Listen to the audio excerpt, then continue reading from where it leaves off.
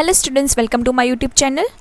हमने already types of leadership style में 4 leadership style को कवर कर लिया है, ऑटोक्रेटिक, डेमोक्रेटिक और ट्रांसफॉर्मेशनल एंड ट्रांजैक्शनल। तो वो वीडियो ऑलरेडी मैंने अपलोड कर दी है, तो वो आप ज़रूर से प्लेलिस्ट में जाकर चेक कर लीजिएगा, या तो यहाँ पे आई बटन में जाकर आप चेक कर सकते हैं। तो आज के इस वीडियो लेक्चर में हम laissez faire leadership and the situational leadership को हम कवर करने वाले हैं, तो वीडियो को एंड तक ज़रूर देखिएगा। और अगर आप पहली बार चैनल पर आए हो तो ज़रूर से सब्सक्राइब कर लीजिएगा। तो आइए स्टार्ट करते हैं वीडियो को। Laissez-faire leadership. Laissez-faire leadership is a leadership style characterized by the hands-off approach where leaders give their team member a high level of autonomy and decision making power. तो यहाँ पे नाम से हमें पता चल रहा है, जहाँ पे लीडर है ना वो अपने मेंबर्स है, ठीक है, अपने अंडर जो काम करने वाले मेंबर्स हैं उनको, अपने टीम मेंबर को पूरी छूट दे रहा है, ठीक है। आप अपने एंड से ऑटोनॉमी है आपके पास डिसीजन लेने के लिए, मतलब वो उन पर ट्रस्ट कर रहा है बहुत ज़्यादा। The leader typically avoid micromanaging and intervenes only when necessary, allowing employees the freedom for the manage their own work and make the decision independently.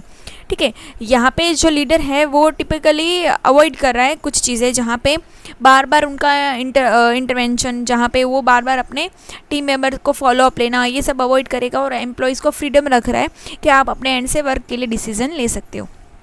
की फीचर्स क्या है इसके मेन, तो मिनिमल सुपरविजन, ठीक है। तो leaders avoid direct involvement in day to day operations and let employees carry out task on their own, ठीक है। फिर एम्पावरमेंट, जहाँ पे team members are trusted with decision member authority leading to the greater autonomy. यहाँ पे team members को वो बहुत ज़्यादा ट्रस्ट करा है कि उन्होंने जो डिसीजन लिया है तो वो सही होगा इस तरह से।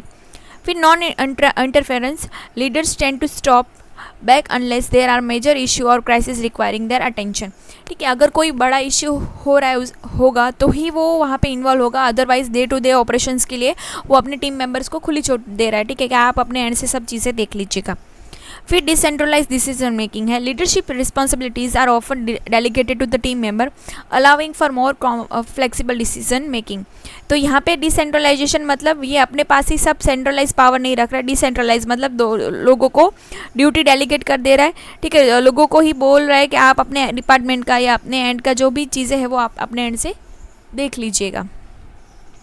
फिर इसके कैरेक्टरिस्टिक्स क्या है, मिनिमम सुपरविजन ऑब्वियसली, जहाँ पे लीडर्स प्रोवाइड मिनिमल गाइडेंस और the oversight, trusting employees to manage their own task. फिर डेलीगेशन ऑफ अथॉरिटी, वही power and decision making delegate कर दे रहा है अपने टीम मेंबर्स को कि वो अपने एंड से सब चीज़ें देख लें। फिर इंडिपेंडेंट डिसीजन मेकिंग है, जहाँ पे एम्प्लॉयज़ अपने एंड से फ्रीडम है उनके पास कि वो डिसीजन लेंगे, कोई प्रॉब्लम है तो खुद से सॉल्व कर रहे हैं, and determine how to complete the task, और टास्क को कैसे कंप्लीट करना है उसका सही तरीका भी वो एम्प्लॉय खुद ही निकालेंगे, लीडर उसमें कोई उनको गाइड करेगा नहीं। फिर non interference, the leader steps in only when necessary, typically in cases of conflict, major issues और द स्ट्रेटेजिक डिसीजन, ठीक है। यहाँ तो वो तभी अपना रोल निभाएगा जब बहुत ज़्यादा कोई कॉन्फ्लिक्ट सिचुएशन क्रिएट हो गई या बहुत मेजर सिचुएशन अराइज हो गई है तो ही वो रोल में आएगा। फिर ट्रस्ट इन टीम, यही मेन इंपॉर्टेंट है, जहाँ पे ये belief in competence and expertise of the team member is central to this leadership style, ठीक है। वो बहुत ज़्यादा अपने टीम पे बहुत ज़्यादा उसको ट्रस्ट होगा, ठीक है, कि वो अपने एंड से टीम मेंबर है, डिसीजन कोई ले रहे हैं तो सही होगा इस तरह से। तो इसके ये मेन कैरेक्टरिस्टिक्स है। इस टाइप के लीडरशिप के क्या एडवांटेजेस हो सकते हैं, तो यहाँ पे increase autonomy, encourage personal growth and responsibility as a team member, have more control over their work, ठीक है। अगर मुझे पता है कि ये काम मुझे ही करना है और उसके लिए अगर कोई प्रॉब्लम होगी तो भी मेरे को ही देखनी है, और कोई अगर इसका सही अगर शॉर्टकट भी निकालना है तो मुझे ही करना है, तो मैं अपने एंड से उसको हैंडल करूँगी सिचुएशन को। फिर एनकरेज क्रिएटिविटी एंड इनोवेशन, तो ये यहाँ पे with fewer restrictions employees may feel more free to the experiment, try new idea and think out of the box, ठीक है। यहाँ पे क्या होगा कि एम्प्लॉय को खुद को पता है यार मेरे को ही डिसीजन लेना है, मुझे ही सब चीज़ें करना है और रिस्ट्रिक्शन तो है नहीं बहुत ज़्यादा, मैं यहाँ से कुछ एक्सपेरिमेंट कर सकता हूँ, न्यू आइडिया मैं जनरेट करके कुछ आउट ऑफ द बॉक्स सोच कर इस प्रॉब्लम का मैं कैसे सॉल्यूशन करूँगा, तो मुझे ही क्रिएटिविटी दिखानी है, तो ये इसका एडवांटेज है। फिर बूस्ट द मोरल, जहाँ पे व्हेन एम्प्लॉय फील ट्रस्टेड, ये एक मेन अच्छा पॉइंट है, जहाँ पे एम्प्लॉय को लग रहा है कि उन पे बहुत ज़्यादा ट्रस्ट करा जा रहा है, तभी तो उनको फुल खुली छूट दी गई है कि आप अपने एंड से डिसीजन ले सकते हैं, इस प्रॉब्लम को सॉल्व कर सकते हैं। कोई चीज़ अगर कोई प्रॉब्लम आ रही है बहुत बड़ी, तो हम बैठे हुए हैं, ठीक है। तो उनको जॉब सेटिस्फेक्शन यहाँ पे बहुत ज़्यादा हाई होगा इस लीडरशिप में। फिर foster leadership skill in a team. Employees often develop their own leadership abilities and gain confidence in making decision, ठीक है। एम्प्लॉय भी वो एज अ लीडर की तरह ही उनको कॉन्फिडेंस फील होगा, और भविष्य में वो आगे लीडर बनने की उनकी कैपेसिटी भी बढ़ जाएगी, उनमें एबिलिटी भी क्रिएट हो जाएगी। फिर work well with the experience team. For teams that are self motivated and skill, legislative leadership can highly effective, ठीक है। जहाँ पे ऐसी टीम को जहाँ पे सेल्फ मोटिवेटेड होंगे ना, और उनकी स्किल ज़्यादा शार्प होगी, तो वहाँ पे लेजिस्लेटिव जो लीडरशिप स्टाइल है वो सबसे ज़्यादा बेनिफिट रहेगी। फिर इसके मेन लिमिटेशंस क्या हो सकती है? लैक ऑफ डायरेक्शन, ठीक है। Some employees might feel uncertain about the goals, roles और the expectations without clear guidance. यहाँ पे एम्प्लॉय के लिए ये सबसे वो है कि वहाँ पे अगर कोई एम्प्लॉय का गोल्स ही क्लियर नहीं है, या तो नए एम्प्लॉय है, ठीक है, तो उनको पहले थोड़ा डायरेक्शन प्रोवाइड करना होगा, तभी वो इस टाइम पीरियड में अपनी चीज़ें जो है गोल सेट करे हुए हैं वो कंप्लीट कर पाएंगे। तो यहाँ पे क्लियर गाइडेंस ना होगा तो वो काम कंप्लीट नहीं होगा, तो ये एक लैक ऑफ डायरेक्शन का एक लूप होल्स है यहाँ पे। फिर potential for low productivity. Without active leadership some individuals may procrastinate और work may be less organize, ठीक है। अगर सबको ऐसा लग रहा है यार हाँ हमें कोई देख नहीं रहा है, या तो हमें कोई पूछ नहीं रहा है कि क्या कितना काम हुआ क्या हुआ, तो अपने एंड से सब फ्री हो जाएंगे, ठीक है। तो ये पोटेंशियल जितने होंगे एम्प्लॉयज़ में उससे ज़्यादा वो इस्तेमाल नहीं करेंगे, ठीक है। थोड़ा नाम से ही पता चल रहा है कैसे लेज़ी रह जाएंगे, हाँ कि ठीक है हमें कुछ देख लेंगे, हो जाएगा इस तरह से। फिर कॉन्फ्लिक्ट कैन एक्सेलरेट। तो with minimal intervention unsolve conflicts can grow and affect the team dynamic, ठीक है। कुछ बातें ऐसी होगी जो मन में ही रह जा रही होगी टीम मेंबर्स को, ठीक है, तो वो आगे चलकर बहुत मतलब छोटी छोटी बातों का वो मन में रख के बैठे होंगे, और आगे चल के बहुत बड़ा वो मतलब कॉन्फ्लिक्ट हो सकता है। तो ये भी एक इसकी लिमिटेशंस है। फिर अकाउंटेबिलिटी इश्यूज हो सकते हैं। Without close oversight it might be difficult to track the performance और एड्रेस इशू अर्ली ऑन, ठीक है। यहाँ पे किसने क्या डिसीजन लिया और उसके अकॉर्डिंग काम हो रहा है, उसके लिए कोई अकाउंटेबल नहीं होगा, क्योंकि सब ने बोलेंगे हाँ मैंने नहीं लिया, इस तरह से वो डिसीजन के लिए हाथ खड़े कर सकते हैं। तो वहाँ पे अकाउंटेबिलिटी इशू आ सकती है, मतलब आंसरेबल कि किसने ये डिसीजन लिया उसके अकॉर्डिंग ये काम शुरू हुआ है, तो वो देखने वो परफॉर्मेंस चेक करने के लिए वो डिफ़िकल्टी हो जाएगी, वो ट्रैक करना बहुत डिफ़िकल्ट हो जाएगा। For not stable for the unskilled team के लिए ये नहीं होगा, जहाँ पे लेस एक्सपीरियंस और the new team may struggle without the proper guidance and the lack of direction को कुड हर्ट देयर परफॉर्मेंस, ठीक है।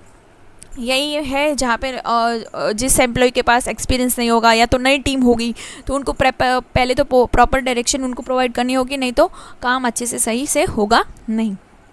फिर ये मतलब लेजिस्लेटिव जो लीडरशिप स्टाइल है वो कहाँ पे बेस्ट यूज़ हो सकती है? जहाँ पे हाईली स्किल्ड टीम मेंबर हो, ठीक है, जहाँ पे टीम खुद में ही एक्सपर्ट हो, एक्सपीरियंस प्रोफेशनल वहाँ पे काम करते हो, जो उनको कांस्टेंट सुपरविजन की रिक्वायरमेंट नहीं है, वो खुद से मोटिवेटेड होंगे, ठीक है।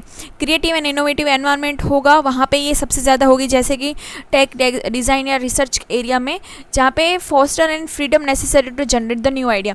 यहाँ पे अगर हम बार बार उनको मोटिवेट करना या फिर बार बार उनको आप ये ऐसा करो, ऐसा करो, वैसा करो, ऐसा बोलना करेंगे, तो वो डिस्ट्रैक्ट हो जाएंगे, तो उनको न्यू आइडिया आने होंगे तो वो नहीं वो उतना वो कर पाएंगे, ठीक है। तो इस सिचुएशन में उनको खुली छूट देना चाहिए ऐसे एरिया में जहाँ पे टेक्नोलॉजी, डिज़ाइन या रिसर्च की बात हो गई। फिर ऑटोनोमस रोल्स होंगे, वहाँ पे भी ये बेस्ट यूज़ है, जहाँ पे if the nature of the work allow employ to work independently, example like a freelancer हो गया, रिसर्च या कंसल्टिंग फर्म्स हो गए, तो वहाँ पे ये बेस्ट है लेजिस्लेटिव, जहाँ पे leadership style can be effective. फिर एम्प्लॉय ड्रिवन कल्चर होगा, जहाँ पे मोर फोकस करा जा रहा है एम्प्लॉयज़ के वो them ownership of the project होगा, legislative leadership align well with the company's value, ठीक है। तो एम्प्लॉय को सेंट्रलाइज करके, मतलब एम्प्लॉय को इंपॉर्टेंस देकर कोई काम चल रहा है, तो वहाँ पे लेजिस्लेटिव लीडरशिप स्टाइल आपको ज़्यादा काम आएगी। फिर नेक्स्ट है सिचुएशनल लीडरशिप। तो सिचुएशनल लीडरशिप क्या होती है? Is a flexible leadership style way leader just adjust their approach based on the maturity, skill and readiness of the team member for the specific task. ठीक है, तो नाम से पता चल रहा है कि सिचुएशनली अराइज हुई है, जहाँ पे आपको अपनी मैच्योरिटी, स्किल या आपको वो वर्क करने के लिए रेडीनेस कितनी है, आप उस टास्क को कंप्लीट करने के लिए, उसके अकॉर्डिंग आपको लीडर बनाया गया है। The idea is that there is a no one size fit all approach to the leadership and leaders should adapt their behavior to the need of their team and the situation at hand। ठीक है, ये situation arise हुई और उस situation के according किसी एक बंदे ने इनिशिएट लिया और उसके अकॉर्डिंग उसने डिसीजन लिया। ठीक है, तो वो सिचुएशनल लीडरशिप हो जाएगी। This model was developed by Paul Hersey and Ken Blanchard. तो ये भी आपको ध्यान रखना है। तो इसकी कैरेक्टरिस्टिक्स क्या है? तो ये फ्लेक्सिबल नेचर की है, जहाँ पे leader change the leadership style based on the development level of the employee और the task they are handling. वो डिपेंड कर रहा है कि अभी बहुत ज़्यादा काम नहीं है या फिर बहुत डिफ़िकल्ट सिचुएशन नहीं है, तो उसने उस तरह से डिसीजन लिया। ठीक है, सिचुएशन के अकॉर्डिंग। या तो ऐसी सिचुएशन आ गई जहाँ पे हमें कोई बड़ा स्टेप लेना है, तो उसके अकॉर्डिंग उसने लीडरशिप स्टाइल को डेवलप करा। तो ये फ्लेक्सिबल नेचर की है। फिर adaptability, this approach can range from the directive style where the leader provide the clear instruction to the supportive style like where the leader provide encouragement and the motivation. ठीक है, वो adopt कर रहा है situation को कि अभी जो अपने अंडर काम करने वाले लोग हैं उनको मोटिवेट या करने की ज़रूरत है, एंकरेज करने की ज़रूरत है, या तो हमें नए आइडिया की ज़रूरत है, तो वो लोगों से बात कर रहे हैं, टीम से बात कर रहे हैं, या तो फिर उनको ऑर्डर देने की ज़रूरत है, तो वो उस सिचुएशन के अकॉर्डिंग अडप्ट कर रहे हैं सिचुएशन को। फिर employ development focus, the leaders behaviour varies according to the competence and the confidence of the team member in the question. ठीक है, यहाँ पे एम्प्लॉय डेवलपमेंट पे भी फोकस वो कर रहा है कि सिचुएशनल के अकॉर्डिंग, जहाँ पे उसका लीडर का बिहेवियर ऐसा होगा कि वो अपने टीम मेंबर के लिए टीम मेंबर को कॉन्फिडेंस प्रोवाइड करे, कॉम्पिटेंसी प्रोवाइड करे कि हाँ आपको जो भी क्वेश्चन अराइज हुआ है उसके अकॉर्डिंग मैंने आंसर आपको देना है। फिर टास्क ओरिएंटेड और relationship oriented, depending on the team's need the leader might focus more on the task management like a directive और on the provide support and guidance like a supportive. ठीक है, वो direction provide करेगा जब उनको चाहिए रहेगी, जब उनको सपोर्ट चाहिए रहेगा तो सपोर्ट प्रोवाइड करेगा। ठीक है, तो वो दोनों ही मेंटेन कर रहा है, टास्क भी मेंटेन कर रहा है और रिलेशनशिप भी मेंटेन कर रहा है सिचुएशनल लीडरशिप में। फिर फॉल लीडरशिप स्टाइल है, जहाँ पे इसको ही बोला जा रहा है, जहाँ पे Hersey and Blanchard identify 4 primary leadership style that vary in the level of the directive and supportive. Like first telling, directive में जहाँ पे क्या होगा, high directive and low supportive, use where the team is in experience and require the clear instruction. तो first जहाँ पे क्या होगा, जहाँ पे एम्प्लॉय है वो एक्सपीरियंस नहीं है उनके पास, तो उनको सबसे ज़्यादा क्या ज़रूरत रहेगी, डायरेक्शन की, तो high direction and low support की। ठीक है, यहाँ पे लो सपोर्ट हो गया। फिर तो ये हो गया टेलिंग, जिसमें डायरेक्टिंग आ गई। फिर सेलिंग, जहाँ पे कोचिंग, जहाँ पे high directing and high support दोनों की ज़रूरत रहेगी। कोच कर रहे हैं ना, तो कोच में दोनों चीज़ें होनी चाहिए, हाई एंड हाई। ठीक, use when employ need direction but also motivate and support, दोनों की ज़रूरत है। कोच में मतलब हम मैच खेल रहे हैं, ठीक है, तो हमें डायरेक्शन की भी ज़रूरत है कि हमें कैसे खेलना है, और सपोर्ट की भी ज़रूरत है, मतलब हमें मोटिवेशन की भी ज़रूरत है। फिर पार्टिसिपेटिव, जहाँ पे इसको है सपोर्टिव, जहाँ पे low directive and high supportive, जहाँ पे कहाँ पे यूज़ हो गई यहाँ पे कि employ have skill but need encouragement and support. जहाँ पे एम्प्लॉय के पास स्किल होगी लेकिन सबसे ज़्यादा क्या ज़रूरत है, सपोर्ट की, मतलब उनका मोरल बूस्टअप करने की ज़रूरत है, तो सपोर्टिंग पार्टिसिपेटिव में। एंड लास्ट है डेलीगेटिव, जहाँ पे low directive and low supportive, use when employees are highly skill motivated and need little direction of the support. तो डेलीगेटिंग में क्या होगा, दोनों की कम ज़रूरत है, तो इस टाइप में चारों चीज़ें हमें ध्यान रखनी है, हाई लो, फिर दोनों हाई, ये एक लो एक हाई एंड ये दोनों लो। ठीक है, तो आप ऐसे ही आ सकते हैं TSPD, इस तरह से आपको याद रखना है TSPD, जहाँ पे आपको ये इंस्ट्रक्शन याद रखना है। और यहाँ पे कौन सी चीज़ स्टार्ट हो रही है, पहले सभी चीज़ों में D पहले है और S बाद में, तो DS ऐसे भी याद रखना है, DS करके। ठीक है, तो DS करके आप ऐसे सिंबल से आप ज़्यादा अच्छे से चीज़ें याद रख सकते हैं। फिर इसके एडवांटेजेस क्या हो गए सिचुएशनल लीडरशिप के, तो हाईली अडेप्टेबल है, ठीक है। आप सिचुएशनल लीडर है, वो सिचुएशन के अकॉर्डिंग उसने एडजस्ट कर लिया depending on the need of the team member, making it applicable in variety of the situation. फिर effective for the employee development, effective है एम्प्लॉय डेवलपमेंट के लिए, जहाँ पे एम्प्लॉय की ग्रो एंड डेवलपमेंट की बात होगी तो लीडर अपने अकॉर्डिंग एडजस्ट करेगा कि कौन सी स्टाइल हमें अडॉप्ट करनी है जो एम्प्लॉय को फॉस्टर दैट ग्रोथ, ठीक है। फिर increase the motivation and engagement by meeting the employ at their current level of the readiness. Situational leadership can help boost their morale and situation. Time to time उनको क्या ज़रूरत है, उनके moral increase करने की ज़रूरत है, मोटिवेशन की ज़रूरत है, या उनको डायरेक्शन की ज़रूरत है, उसके अकॉर्डिंग वो चीज़ें चेंज कर लेगा। फिर improve the team performance because the leadership approach is tailor to the need of the team, it can lead to the more effective task completion and higher productivity, ठीक है। यहाँ पे हमने अभी देखा ही जैसे कि जिस चीज़ की ज़रूरत है वो इस तरह से डायरेक्शन प्रोवाइड करेगा, जहाँ पे हाई डायरेक्टिव की ज़रूरत है और हाई लो सपोर्ट की ज़रूरत है वो इसके अकॉर्डिंग काम करेगा, तो वही यहाँ पे बोला गया है। फिर टास्क, फिर बिल्ड स्ट्रॉन्गर रिलेशनशिप, तो supportive approach can help build trust and strong relationship between leader and the team. तो यहाँ पे वो दोनों चीज़ को मेंटेन करके चल रहा है, तो obviously leader and team member के बीच का जो रिलेशनशिप है वो अच्छा ही होगा। फिर इसके लिमिटेशंस क्या है, तो require high skill and awareness, तो ये इसकी लिमिटेशन है, जो लीडर को high skill and skill in the identify the right leadership style for their situation and each individual which can B challenging. तो अभी हमने जो 4 देखी, ठीक है, तो वो चारों में से कौन सी चीज़ अडॉप्ट करनी है वो लीडर के माइंड में क्लियर होना रहेगा। अगर वो क्लियर नहीं होगा तो वहाँ पे डिफ़िकल्टीज आ जाएगी। फिर inconsistent application because the leadership style shift depending on the team और the individual, it can be sometime feel inconsistent to employee, potentially leading to confusion और द लैक ऑफ क्लैरिटी, ठीक है। हर बार चीज़ें टीम के according change हो रही है तो सबको मेंटेन करना, उस सब चीज़ को संभालना बहुत डिफ़िकल्ट हो जाएगा। फिर टाइम कंज्यूमिंग है, जहाँ पे adjusting leadership style require time and attention to each individuals need which can be resource intensive. फिर not always clear to the employee, if the leader style change too often or isn't clearly communicated, employee might feel uncertain about the expectations or their role in the team, ठीक है। अगर leadership style जल्दी जल्दी change हो रही है, मतलब हर 1 महीने में 2 महीने में चेंज हो रही है, तो वहाँ पे कम्युनिकेशन का जो गैप रह रहा है वो टीम मेंबर और लीडर के बीच में बढ़ जाएगा। तो इसकी वजह से वहाँ पे काम करने वाले मेंबर्स को अपने रोल्स या अपनी टीम में उसके पोजीशन के लिए क्लैरिटी रह जाएगी, मतलब कम रह जाएगी। फिर over reliance on the leaders judgement, success depend on the leaders ability to assess situation accordingly accurately and the poor adjustment could hinder this team's development, ठीक है। तो यहाँ पे लीडर की जजमेंट को ही माना जा रहा है एबिलिटी पे, तो लीडर की एबिलिटी नहीं होगी सिचुएशन को संभालने की तो वो डिफ़िकल्ट हो जाएगा कि वो उसके जजमेंट अगर सही नहीं निकला तो पूरा टीम पूरा उसके लिए हार्म हो जाएगा, मतलब टीम मेंबर में कॉन्फ्लिक्ट हो जाएगा या फिर टीम प्रॉपरली सेट नहीं होगी, ठीक है। एक जजमेंट की वजह से पूरी टीम बिखर सकती है, तो ये भी आपको ध्यान रखना है। ये कहाँ पे बेस्ट यूज़ रहेगी, जहाँ पे diverse team with variety skills available होगी, जहाँ पे particularly useful in environment where the team of varying skill available, where some members में need more guidance while others are more experienced and self-sufficient. फिर development of the employee, this style is highly effective when you want to mentor and develop employees as it allow leader to adjust their approach to the employee's growth over the time, ठीक है। ये वहाँ पे काम आए कि जहाँ पे जो लीडर है वो चाह रहा है कि उसके एम्प्लॉय का ग्रोथ हो।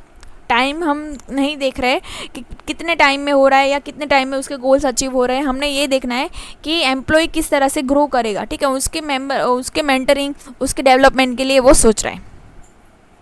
फिर डायनामिक और फास्ट चेंजिंग एनवायरनमेंट में, in situational where the work environment और task evolve frequently such as startups और the projects with the tight deadlines, situational leadership can allow leader to remain the flexible. तो वहाँ पे जहाँ पे time to time deadlines हमें meet करनी है या फिर अभी कोई बिजनेस स्टार्ट ही हुआ है, तो इस सिचुएशन में डायनामिक जो फास्ट चेंजिंग एनवायरनमेंट को अडॉप्ट करने के लिए ये सिचुएशनल लीडरशिप स्टाइल बेस्ट रहेगी।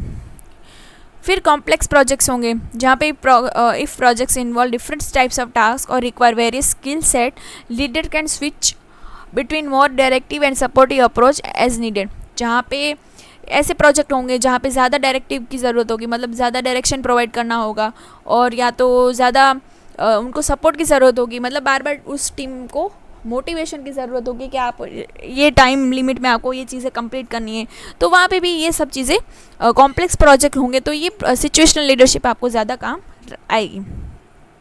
फिर कोचिंग एंड मेंबरशिप हो गई, मेंटरशिप हो गई, जहाँ पे when focusing on the long term development leaders can guide their employ through the different level of competence adjusting the leadership style as the team progress. तो long term development की हम बात करें, जहाँ पे लीडर अपने एम्प्लॉयज़ को guide करेगा डिफरेंट लेवल ऑफ कॉम्पिटेंस, ठीक है, कि हर सिचुएशन में आप भी कैसे एडजस्ट होंगे, ठीक है, कि जैसे मैं सिचुएशन के अकॉर्डिंग डिसीजन ले रहा हूँ वैसे ही मेरे मेंबर्स जो है वो भी सिचुएशन के अकॉर्डिंग ढल जाए। तो ये मैं कोचिंग एंड मेंटरशिप जैसे सिचुएशन में भी ये सिचुएशनल लीडरशिप स्टाइल काम आएगी। फिर मेनली डिफरेंस क्या है दोनों के बीच, laissez faire and leadership situational leadership में। तो लेजिस फेयर है तो नाम से पता चल रहा है कि वो adopt the hands of approach providing minimal direction and intervention, जबकि यहाँ पे क्या होगा सिचुएशनल में actively adjust their approach based on the situation and the need of the employees. तो वो लेवल ऑफ इन्वॉल्वमेंट ज़्यादा होगा टीम मेंबर की स्किल मोटिवेट करने के लिए, और ये इंडिपेंडेंटली रख रहा है, ठीक है, आप अपने एंड से ऑटोनॉमी होगी सबसे ज़्यादा यहाँ पे कि आप अपने एंड से डिसीजन ले सकते हो। फिर फ्लेक्सिबिलिटी एंड अडेप्टेबिलिटी में लेजिस फेयर क्या होगा, minimal adaptation to the different situation, the leaders heads of the style remain largely constant and the team is expected to manage independently, ठीक है, यहाँ पे वो कुछ चीज़ें फ्लेक्सिबल नेचर का नहीं होगा, वो अपने एंड से ही सोच रहा है कि अपने टीम को ही खुली छूट दे रखी है इंडिपेंडेंटली कि आप अपने एंड से ये सिचुएशन को संभाल लो। जबकि सिचुएशनल में क्या होगा कि flexible and adaptability are central, the leader constantly access the readiness and competence of the team adjusting the leadership style accordingly whether that's is more directly supporting a delegation. तो ये तीनों चीज़ों को मिलकर चल रहा है, जहाँ पे ये क्या कर रहा है, लेस लाइकली टू चेंज होगा, ठीक है, यहाँ पे जो चेंज के लिए रेडी होगा। फिर एम्प्लॉय डेवलपमेंट फोकस का क्या होगा लेजिस फेयर लीडरशिप में, this style doesn't focus on actively developing employees, और यहाँ पे होगा situational leadership is focus on employ development, ठीक है, तो ये डेवलपमेंट के लिए सोच रहा है, ठीक है, ये सोचेगा कि एम्प्लॉय का ग्रो कैसे होगा उसके अकॉर्डिंग मैं डिसीजन लूँ। और ये यहाँ पे लीडर का रोल ही कितना है कि एम्प्लॉय के लिए allowing employ to take responsibility and manage their own development, ठीक है, वो अपने एम्प्लॉय खुद के लिए ही सोचे कि उसको कैसे ग्रो करना है, जबकि सिचुएशनल में तो वो ग्रो करने के लिए हेल्प करेगा, डायरेक्शन प्रोवाइड करेगा। फिर यहाँ पे लेजिस फेयर लीडरशिप की स्टाइल क्या होगी, typically only one style hands of and minimal involvement, तो ये इसकी मेन स्टाइल है। जबकि सिचुएशनल में क्या होगी, telling selling participating and directing, तो हमने देखा था ना वो हाई लो वाला ये वाली सिचुएशन होगी। फिर ऑटोनॉमी वर्सेस गाइडेंस, यहाँ पे लेजिस फेयर में क्या होगी, हाई लेवल ऑफ ऑटोनॉमी है यहाँ पे, और यहाँ पे सिचुएशनल में बैलेंस हो रही है दोनों के बीच में, ठीक है, यहाँ पे जब भी उनको गाइडेंस की स्किल की मोटिवेशन की ज़रूरत होगी, डायरेक्शन की ज़रूरत होगी, तब सिचुएशन के अकॉर्डिंग वो लीडर है अपने टीम मेंबर को देगा। और ऊपर तो लेजिस फेयर में तो एम्प्लॉय को खुद से ही एक्सपीरियंस है, इसलिए खुद से ही मोटिवेटेड बार बार रहना है। फिर अप्रोच क्या है डिसीजन मेकिंग है, तो laissez faire leadership is mostly left to the employee, decision में उनको नहीं कर रहा है, leader does not intervene much letting team member decide how to handle their task, वो खुद से डिसीजन ले रहे हैं। जबकि सिचुएशन में एक्टिवली इन्वॉल्वमेंट होगी डिसीजन मेकिंग में कि वो टीम मेंबर को सपोर्ट प्रोवाइड करेंगे कि कैसे उनको काम करना है। तो आई होप सो इस वीडियो से आपको हेल्प मिली होगी। Thanks for watching.